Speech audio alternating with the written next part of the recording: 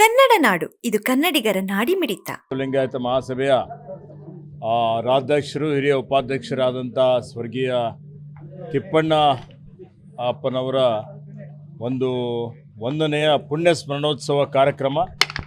ಈ ಕಾರ್ಯಕ್ರಮದ ನಿಮಿತ್ತವಾಗಿ ಇಲ್ಲಿಗೆ ಬಂದು ನಮ್ಮ ಇಲಾಖೆಯ ಒಂದು ಪ್ರಗತಿ ಪರಿಶೀಲನೆ ಸಭೆಯನ್ನು ನಾನು ಹಮ್ಮಿಕೊಂಡಿದ್ದೇನೆ.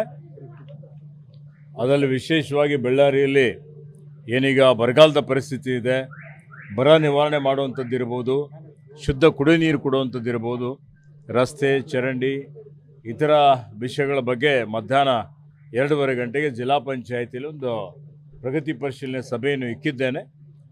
ಅಲ್ಲಿ ಸಭೆ ಮುಗಿದ ಮೇಲೆ ನಾನು ಮಾಧ್ಯಮದವರನ್ನು ಮಾಧ್ಯಮಗೋಷ್ಠಿಗೆ ಹೇಳ್ತೀನಿ, ಮಾಧ್ಯಮ ಜೊತೆಲಿ ಮಾತನಾಡ್ತೇನೆ. ಯಾವುದೂ ಗೊಂದಲ ಇಲ್ಲ.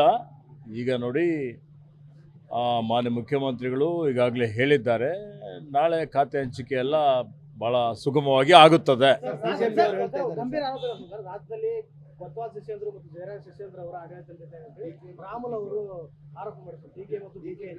ನೋಡಿ, BJPಯವರಿಗೆ ಯಾವಾಗ ಕಾಂಗ್ರೆಸ್ ಪಕ್ಷ ಈ ಪಕ್ಷದ ಜನಪ್ರಿಯತೆ ಹೆಚ್ಚಿಗಾಗ್ತದಲ್ಲ, ಜನಪ್ರಿಯತೆ ಹೆಚ್ಚಿಗಾಗಿ ಮತ್ತೆ 2028ರಲ್ಲಿ ಕಾಂಗ್ರೆಸ್ ಪಕ್ಷನ ಅಧಿಕಾರಕ್ಕೆ ಬರ್ತದೆ ಅಂತ ಹೇಳಿ ಅವರಿಗೆ ಎಲ್ಲ ಮನದಟ್ಟಾಗಿದೆ. ಹತಾಶ ಮನೋಭಾವದಿಂದ ಈ ಕೆಳಮಟ್ಟದ ಹೇಳಿಕೆಗಳನ್ನು ಕೊಡ್ತಾ ಇದ್ದಾರೆ. ಅವ್ರಿಗೆ ಕೇಳಿ, ರಿಪಬ್ಲಿಕ್ ಆಫ್ ಬೆಳ್ಳಾರಿ ಮಾಡಿದವ್ರು ಯಾರು? ಅವ್ರು ಮಾಡಿದ್ರ ಬೇರೆ ಯಾರಾದರೂ ಮಾಡಿದ್ದಾರೆ? ಈ ಬೆಳ್ಳಾರಿ ಕುಖ್ಯಾತಿ ತಂದಂಥವ್ರು ಯಾರು? ಇದೇ ರೆಡ್ಡಿ ಬ್ರದರ್ಸ್, ಶ್ರೀರಾಮುಲು ಇವರೆಲ್ಲ ಕೂಡ ಮಾಡಿದ್ರಲ್ಲ. ಮತ್ತು ಇವ್ರಿಗೆ ಏನಾದರೂ ಮಾನ ಮರ್ಯಾದೆ ಇದೆಯಾ ಈ ರೀತಿಯಲ್ಲಿ ಹೇಳಿಕೆಗಳನ್ನು ಕೊಡಲಿಕ್ಕೆ?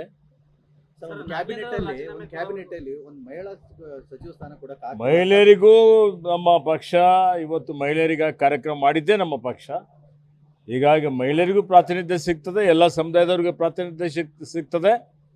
ಎಲ್ಲರಿಗೂ ಸರಿ ಸಮಾನವಾಗಿ ಇನ್ಕ್ಲೂಸಿವ್ ಡೆವಲಪ್ಮೆಂಟ್ ಏನು ಹೇಳ್ತೀವಿ, ಇನ್ಕ್ಲೂಸಿವ್ ಸಚಿವ ಸಂಪುಟ ಅನ್ನುವಂಥ ರೀತಿಯಲ್ಲಿ ಮಾಡಿ ಉತ್ತಮವಾದಂಥ ಆಡಳಿತವನ್ನು ಕೊಡ್ತೇವೆ.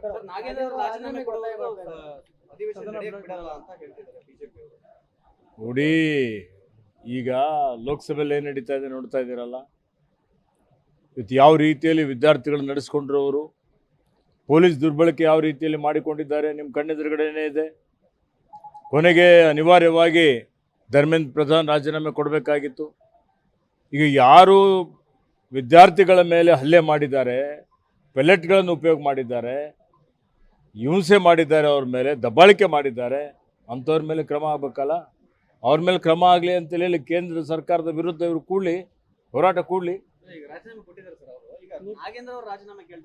ಗೃಹ ಸಚಿವರು ಹೇಳಿದೆ ನಾನು, ಕೇಂದ್ರದ ಗೃಹ ಸಚಿವರು ಇದರ ನೇರ ಹೊಣೆ ಹೊತ್ತಬೇಕು ಅಂತೇಳಿ ಕಾಂಗ್ರೆಸ್ ಪಕ್ಷ ಒತ್ತಾಯ ಮಾಡ್ತಾ ಇದೆ. ಮಾಡಿದ್ರಾ? ಕೇಳಿ, ಅವರಿಗೆ ಆತ್ಮಾವಲೋಕನ ಮಾಡಿಕೊಳ್ಳಿ. ಅವರು ಎಲ್ಲ ಸಂಬಂಧ ಬರುತ್ತೆ, ರಾಜ್ಯ ಕೇಂದ್ರ ಎರಡು.